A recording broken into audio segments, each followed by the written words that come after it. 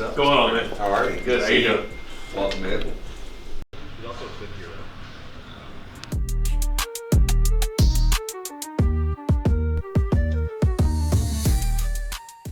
So during the fall, we really just try to accomplish getting our guys out there and competing, a lot of them for the first time in collegiate baseball. Because the way the Juco fall is set up, you know, we get a lot more dates than the 4 years gets. So it gives our opportunity for our sophomores to get out there and compete again and see how they got better in the summer. And it gives the freshmen an opportunity to just compete collegiately for the first time. And overall, during that time, we just really want to see how our guys tick. What are they good at? What do they have to improve on? A lot of guys will not look so clean to the naked eye, but then you look at their numbers and they get outs really efficiently. And other guys will look really clean to the naked eye, but they don't get outs efficiently at all. So we take all that information and we really take that into the offseason and build their offseason plans. Yeah, I think overall the response was really good. You know, we have a deep staff and we're able to spread innings out, which I think is a good thing over the fall. So we don't have to use and abuse anybody too much. We get very small sample sizes. So the good thing about that is, like I said, you don't have to stretch anybody out too long. You don't feel like you have to run them out there to dry, and you get to see their best stuff for a very short amount of time. On the other end of it is if a guy goes out there and isn't super sharp, you don't really get an opportunity for them to go out a second and third inning and kind of make up for that. So it is a challenge for our guys to compete that way, but I thought our guys responded really well. You saw some guys who worked in the summer in a very controlled environment, maybe struggle at first to compete again inside of a game. And then you saw some guys who competed all summer transition really nicely, but maybe they didn't work on a specific velo jump or strength jump that they didn't get. So there's pros and cons to both ways, but overall we thought our guys had a successful fall.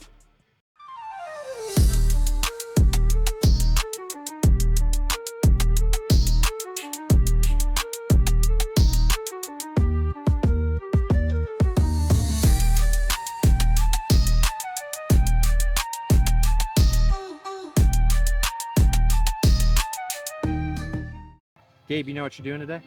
Pitching? Hell yeah. Sure are. We'll do our biomech assessment, right? So this first part, while you're doing warm-ups, I'm gonna get this camera dialed in behind you, all right?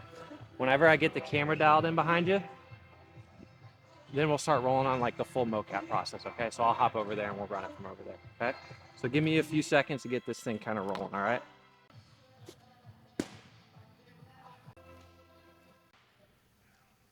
All the way before you throw another pitch, okay? That's gonna load up all the way, and then this video is gonna get sent to that, and we'll be able to see if I got your hand in it, your hand letting go of the ball, okay? So just give it 1 sec. All right, throw another one when you're ready, Gabe. I'm gonna move it one more time, and then I'll probably let you go for the rest of your warm-ups, whatever you need, okay? Go ahead, finish up with whatever you need here for the rest, okay? Let me know when you're ready.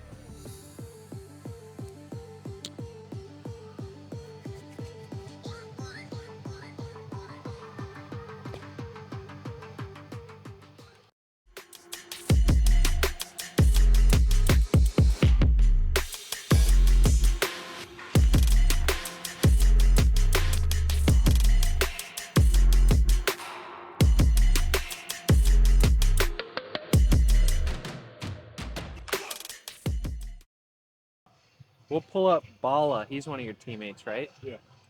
He'll have some data in there, I think. Yep. So it'll pop up on a report like this from the day, right? We'll have each of the pitches individually on here. Then we'll also have some video for you. So you can scroll through this video. Right, you can scroll through this video, watch it fast motion. Or even throw this filter on it where we'll get a skeleton on you and it'll be like really slow-mo here. Right, so we can kind of use that to break it down. And then what we'll do with that is we get all these numbers and everything with data. So we can look at like kinematic sequence, right? Making sure it's hips, elbow, trunk, right? Everything in the right order. Stride, if you're striding fast enough, the right direction, stuff like that. Then trunk and pelvis positioning at foot contact, how your lead knee's working as you work through the, right? How your like block is. Yeah. And then even the arm action down here, right? Just trying to see all these things and put them together and make sure we're throwing the way we need to. Gotcha. Does that make sense? Yep. Hell yeah. Good Yep, stuff thank today, you. all right? So I value this stuff because it is what you can't see with the naked eye. You know, there's a lot of good coaches and a lot of good trainers out there who know what they're talking about and can evaluate players really well through video and evaluate players really well just through their overall experience. When you start getting deeper into that next level is where I feel like you really start seeing development take place and shaping off-season plans. So I can see guys succeed inside of a game, but I may not know exactly how to get them better until the mocap comes in. And I start seeing things that I wouldn't have seen just with my naked eye. And same thing with pitch design. I can start seeing their velos to a radar gun. I can see how they effectively get outs with certain pitches. But until I see exactly how that pitch plays off of another through like some TrackMan data, that helps me grow, not only as a coach, but help them grow their pitch arsenal throughout the offseason. One thing that we've seen, especially through recruiting in the Juco sphere, is that coaches really, really value pitch shapes. And that's something that I feel like has evolved over time, where it used to be very velo and strike throwing dominant. Now it feels like everyone throws up rates to low nines. So there's a new separator, which isn't just strikes, and velo, which is your pitch shapes. What is the vert on your fastball? What is the horizontal on your slider? Like, guys really, really value that stuff, and knowing the information from the TrackMan data and from the mocap helps us maximize all that potential. When we wrap up assessment day with a college program, the next pieces are kind of logistical. We're going to take all of that data, process it, get it assigned to the player profiles inside of the Boost platform so that it's easily accessible to the coaches. And then we're going to work with the coaches to help digest that information, highlighting, things that athletes do well, highlighting opportunities for improvement, all kind of cloaked in the context of what the coach sees out of that athlete in their performance day to day, in game, in a practice setting, what they need to do to be successful at the role that they envision for that particular athlete. So it's really a collaboration of our objective data using our high level tools, their context that they can provide to us from what they know about their athletes, actual in-game results, and things that they're tracking that they find value in, helps them get hitters out.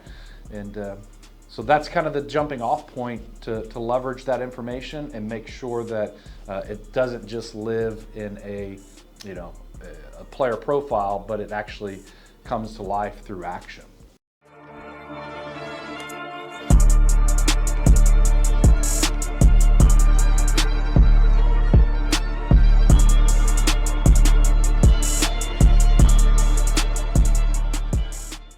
So from here, we're going to take all this data and we're just going to build their off-season plan. So now that we're done competing, we're going to have about 14 weeks to really get better and develop them. And what we're going to do is we're going to take a look at all of their fall data, all of their stats from the fall. What were they good at? What were they bad at? What pitches were they executing? What pitches were they not executing? And now we're going to take all their mocap data and all their TrackMan data, and we're putting that all together. And we're going to say, hey, what is their low-hanging fruit? What is X, Y, and Z that is holding them back? And that's how we're going to build their day-to-day off-season plan. We're going to put them all into small groups of guys that have similar issues they need to work on, and we're just going to hammer those things for 14 weeks in hopes that develops them in the right way and gets them ready for the spring season.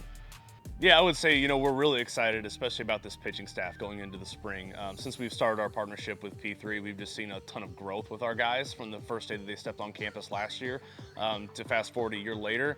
Their growth has been tremendous, and we've seen that play out this fall. I'm excited to have a lot of experience returning on this staff, along with a really good core group of freshmen to come in and learn from those guys and compete alongside those guys. So overall, very excited for the spring, very excited for the staff. They take development very seriously. They work hard, they push each other, they do all the right things that a coach can ask for, and that's why I think we'll be set up for success this spring. Yeah, as a program, we have done a little bit better every single year.